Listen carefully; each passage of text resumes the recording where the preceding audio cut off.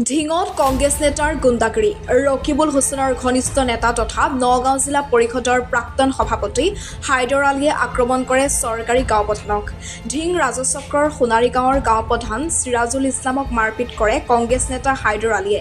ভূ মাফিয়া হাইদৰ আলীয়ে এডোখৰ মাটি ক্ৰয় কৰাৰ বাবে ফটো উঠিবলৈ মাতিছিল গাঁও প্ৰধান চিৰাজুল ইছলামক, কিন্তু গাঁও প্ৰধানজনে সন্ধ্যা সময়ত হোৱাৰ বাবে চৰকাৰী লাটমণ্ডলৰ লগত ফটো উঠিবলৈ অমান্তি হোৱাত গাঁও প্ৰধানক আক্ৰমণ কৰে হাইদৰ আলীয়ে। গাঁও প্ৰধান চিৰাজুল ইছলামে ইতিমধ্যে হাইদৰ আলীৰ বিৰুদ্ধে ঢিং আৰক্ষী থানাত এজাহাৰ দাখিল কৰিছে। আনহাতে ঢিং ৰাজচক্ৰৰ সকলো গাঁও প্ৰধানে ৰাজচক্ৰ বিষয়াক লিখিত অভিযোগো দাখিল কৰিছে। ভূমাফিয়া হাইদৰ আলীৰ বিৰুদ্ধে বিহিত ব্যৱস্থা গ্ৰহণ কৰি ভুক্তভোগী গাঁও প্ৰধান চিৰাজুল ইছলামক ন্যায় প্ৰদান কৰিবলৈ দাবী জনাইছে গাঁও প্ৰধান সন্থাই। এই ক্ষেত্ৰত আৰক্ষী প্ৰশাসনে কি ব্যৱস্থা গ্ৰহণ কৰে সেয়াহে হ'ব লক্ষণীয় বিষয়। News desk report ND365।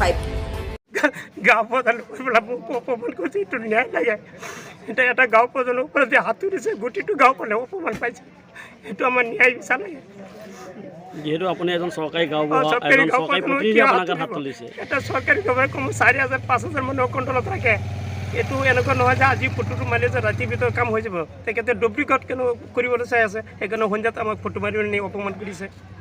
যিখন চৰকাৰে দুৰ্নীতিৰ ওপৰত কঠোৰ নিৰ্দেশ জাৰি কৰে, তাৰপিছত দুৰ্নীতি কৰিব ঘূৰি আছে, এই ক্ষেত্ৰত আপুনি কি ক'ব? কৰিবলৈ বিচাৰি আছে, হ'ব পাৰে। মৰ্মান্তিক দুখৰ কথা যে এজন গাঁও প্ৰধান এখন গাঁৱত কি ভূমিকা থাকে প্ৰত্যেকজন গাঁওবাসীয়ে জানে, আৰু তেখেতে যিজন ব্যক্তিয়ে গাঁও প্ৰধানজনক অপদস্থ কৰিছে তেখেত এজন বিষয়া বুলি চৰকাৰী গাঁৱৰ সামাজিক বিষয়া বুলি গম পাইছোঁ। জিলা পৰিষদৰ অৱসৰপ্ৰাপ্ত তেখেত প্ৰেছিডেণ্ট আছিল। তেখেতে এজন গাঁও প্ৰধানক এনেকৈ চুচৰাই লৈ ডিঙিত ধৰি চুচৰাই লৈ যোৱাটো খুব এটা মৰ্মান্তিক কথা, খুব দুখৰ কথা। আৰু আমি গাঁও প্ৰধানসকলে প্ৰত্যেকজন মানুহৰ কাৰণে প্ৰতিটো মুহূৰ্তত আমি সময় দি পেলাই তেখেতসকলৰ যি কাম কাজ আছে সকলো কামত আমি সহায় সহযোগ আগবঢ়াওঁ। তাৰ ভিতৰত আমাক যেতিয়া এনেকৈ অপদস্থ কৰিছে আমি খুব দুখিত হৈছোঁ।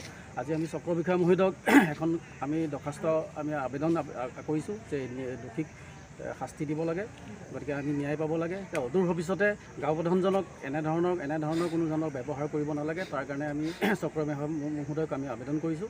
গতিকে গাঁও প্ৰধানজনৰ বিষয়ে, গাঁও প্ৰধানজন কেনেধৰণৰ মানুহ প্ৰত্যেকজনে জানে যে কিমান এজন মূল্যৱান ব্যক্তি। আমি কোনো ধৰণৰ পাৰিতোষিক দৰমহা আমাৰ চৰকাৰীভাৱে দৰমহা নোপোৱাৰ অৱস্থাটো আমি প্ৰত্যেক সময়তে অন্য চাকৰিয়ালতকৈ আমি বেছি সময় আমি চৰকাৰক আমি দি আহিছোঁ। চৰকাৰৰ প্ৰতিটো কামতে আমি সহায় সহযোগ কৰি আহিছোঁ। তাৰ ভিতৰত যদি আমাৰ যদি পাণৰ ওপৰত যদি এনেকুৱা ভাবুকি আহে তেনেহ'লে আমি এই কামবিলাক কেনেকৈ কৰিম? অনাগত দিনত যদি আৰু দ্বিতীয়বাৰ এনেধৰণৰ কাম হয়, এই কথাটোত যদি চক্ৰ বিষয়া মহোদয়ে যদি কোনো পদক্ষেপ নলয় তেনেহ'লে আমি ইয়াৰ ওপৰত আমি আন্দোলন কৰিম বুলি আমি আজি প্ৰকাশ কৰিলোঁ।